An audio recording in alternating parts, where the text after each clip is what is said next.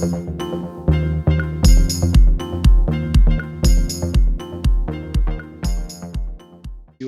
there we go. Look at that. Fantastic. There we are. So how are you this morning? I'm very good, thank you. Really enjoyed listening to Luke and Lee. It's been great. Yes, very, very interesting insights. And just to introduce you properly, this is Andy Aitken, co-founder of Honest Mobile. And if you wanted to share your screen, because I believe you've got some slides just to tell us a bit more about Honest Mobile for people who aren't familiar. Absolutely. I do have some slides, but there's only 3 of them and they're not very exciting. And one of them's a picture of me. So I probably won't bother, to be honest. But I would, very happy to give you a quick introduction to Honest. And then I know you've got a few questions you wanted to run through as well, Liam, so we can cover those off as well. But yeah, I am one of the 2 co-founders of Honest Mobile, and we're a SIM-only mobile network in the UK set up in the last couple of years. Set up by myself and Josh, who is an old school friend, so we've known each other since we were 12. And as with most stories, it starts in the pub. We were sat in the pub complaining about mobile networks, and we thought there must be a better way. There was rubbish customer service, there was sort of no engagement with sustainability, and technology felt really old-fashioned. If you wanted to do anything, update your email address, change your direct debit, you had to phone up a call center and wait on hold for 45 minutes, which just seemed crazy. So we, perhaps fairly stupidly, decided we'd try and build a mobile network. So we spent the last 18 months doing that, and we made a couple of decisions on day one that we think have proven out to be really great decisions, and hopefully ones that resonate with everyone listening today. So one of those was that we decided we wanted to be carbon neutral from the very first day we started business. And the second was that, like Fairphone, we wanted to be a B Corp, which is really great and broad certification, which I think is getting more and more awareness with consumers across the world, but particularly in the UK. And that means we're legally obliged to think about people, so that's our team and our customers, and the planet in every single thing we do. So that might mean we're a living wage employer. It might mean that we tell you if you're on the wrong plan as a customer and you're spending too much money. It might just mean that we've got really great customer service and that we'll speak to you in 10 seconds, not 45 minutes if you do need to get in touch. So we've been doing that for the last 18 months or so. We've built all our tech in-house, and we've now got a great SIM-only network that's up and running in the UK. And we work with Fairphone for some handsets if people want the handset, and we also help supply refurbished handsets. We have recently become carbon negative. So with the we became, when we were founded, the UK's first carbon neutral mobile network. We're now carbon negative, and that means we're double offsetting all of the carbon generated by us at Honest HQ, as well as all of the network usage of your mobile and the charging of your mobile and the manufacture of your mobile. So we're trying to be as thorough as we can. And we do that in 3 ways, which I'm very happy to chat about another time if someone wants to go into it. But one of the things that we thought was really important is that we didn't want to get stuck kind of pushing old technology. So we support 5G, we've got Wi-Fi calling, we've got unlimited data plans. But the reality is that's not what most people need. So if you buy our unlimited plan, but you're just using a couple of gigabytes of data a month, like most customers do, we'll tell you, downgrade, save a tenner a month, and everyone's happy. And it's those things that really make a difference with a better rated network on Trustpilot, and people really love what we do once they find out about us, which is our big mission at the moment. So yeah, our biggest challenge at the moment is just getting out there and telling people that there's a better way to put a SIM into their mobile phone. Absolutely, and I think in a fairly short space of time, you have certainly achieved quite a lot.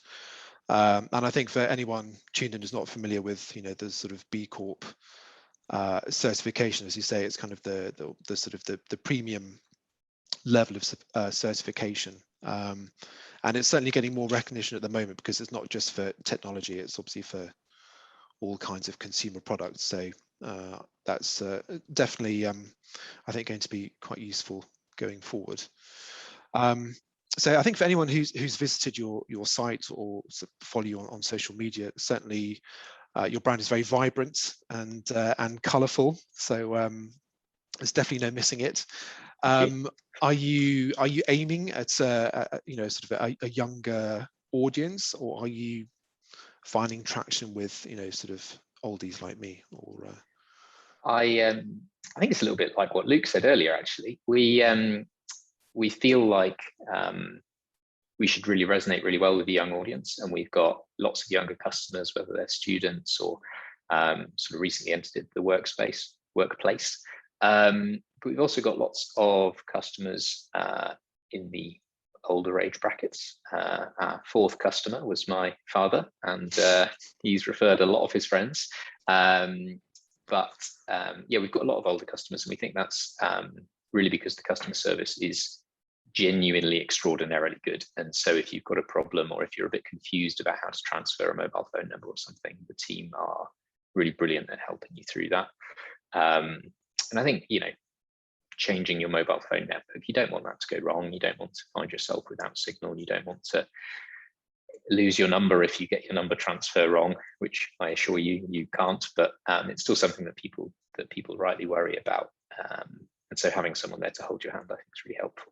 So we've got quite a wide range of customers, not just the Gen Z people that you might expect.